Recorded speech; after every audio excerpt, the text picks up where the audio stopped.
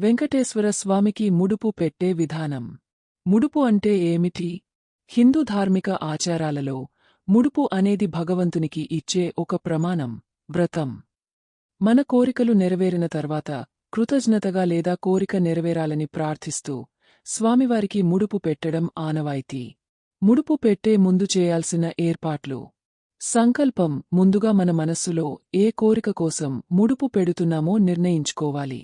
పవిత్రత. శరీర శుద్ధి కోసం స్నానం చేసి శుభ్రమైన వస్త్రాలు ధరించాలి. భక్తిభావన. భగవంతునిపై పూర్తిగా విశ్వాసంతో, శ్రద్ధతో ఉండాలి. ముడుపు రకం. కొంతమంది తలముండన, కొంతమంది నివేదన సమర్పణ, మరికొంతమంది వ్రతం నెరవేర్చడం వంటి పద్ధతుల్లో ముడుపును సమర్పిస్తారు. ముడుపు పెట్టే విధానం. స్వామివారికి దర్శనం. తిరుమల లేదా ఇంట్లో వెంకటేశ్వర స్వామి ఆలయంలో దర్శనం చేసుకోవాలి. శ్రీవారి మంటపంలో నమస్కారం చేసి స్వామిని ప్రార్థించాలి. ముడుపు చెప్పడం. సంకల్పం. పూజారి సమక్షంలో లేదా మనసులో సంకల్పం చేసుకోవాలి. ఉదాహరణ: శ్రీ వెంకటేశ్వర స్వామికి నమస్కారం. నా కోరిక నెరవేరాలని లేదా నెరవేరినందుకు కృతజ్ఞతగా ఈ ముడుపు పెడుతున్నాను. ప్రత్యేక పూజలు చేయడం. నైవేద్యం.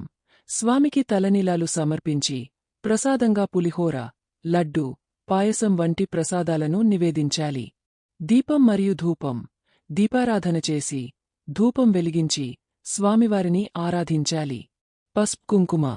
స్వామికి పసుపు, కుంకుమ, పుష్పాలు సమర్పించాలి. తలముండనం. తలనీలాలు సమర్పించడం. కొంతమంది తలనీలాలు సమర్పించడం ద్వారా తమ ముడుపు నెరవేర్చుతారు. ఇది తిరుమలలోని కళ్యాణకట్ట వద్ద చేయించుకోవచ్చు. దానం చేయడం. ఆలయంలో అన్నదానం చేయించుకోవచ్చు.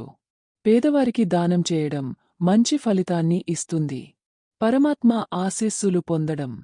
స్వామి కృప కోసం నమస్కారం చేసి తీర్థప్రసాదం స్వీకరించాలి. ముడుపు నెరవేర్చిన తర్వాత భగవంతుని దయకి కృతజ్ఞతలు తెలియజేసి భక్తిభావంతో ఇంటికి తిరిగి రావాలి.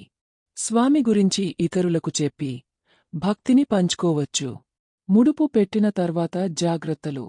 భగవంతునిపై విశ్వాసం కొనసాగించాలి. ముడుపు నెరవేర్చిన తర్వాత కూడా ధార్మిక జీవితం కొనసాగించాలి. అహంకారాన్ని వదిలి భక్తితో జీవించాలి.